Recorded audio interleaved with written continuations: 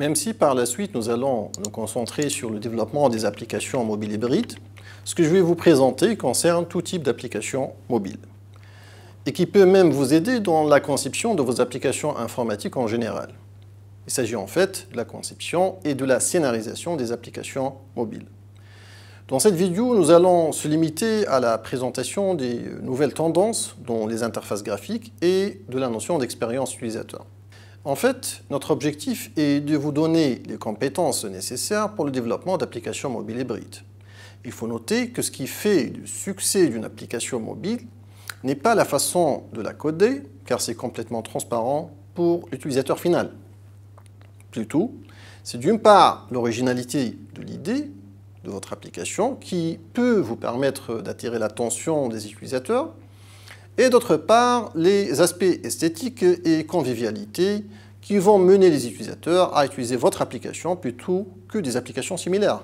Par exemple, personnellement, j'ai sur mon smartphone une calculatrice par défaut.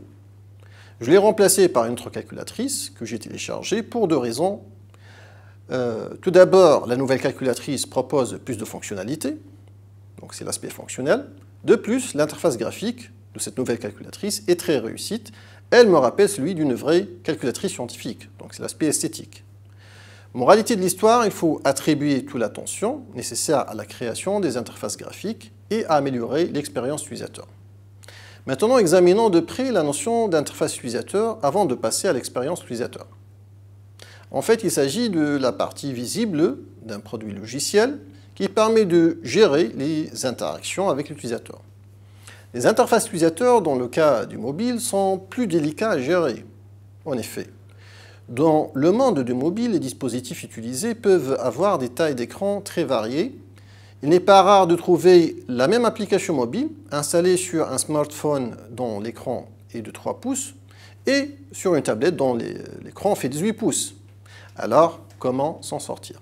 Heureusement qu'on peut trouver des recommandations qui peuvent nous aider à créer des interfaces utilisateurs agréables et conviviales pour les dispositifs mobiles hétérogènes. Ces recommandations touchent la conception des menus, les systèmes de navigation primaire et secondaire, les modes d'affichage, portrait, paysage, etc. Cependant, il faut être conscient qu'il y en a une autre notion importante qu'il faut la prendre en considération, en plus de l'interface utilisateur, c'est la notion d'expérience utilisateur ou user experience.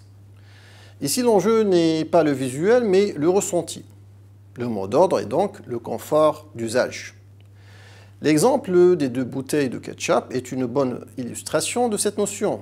En effet, les deux bouteilles sont très semblables d'un point de vue visuel et d'un point de vue fonctionnel.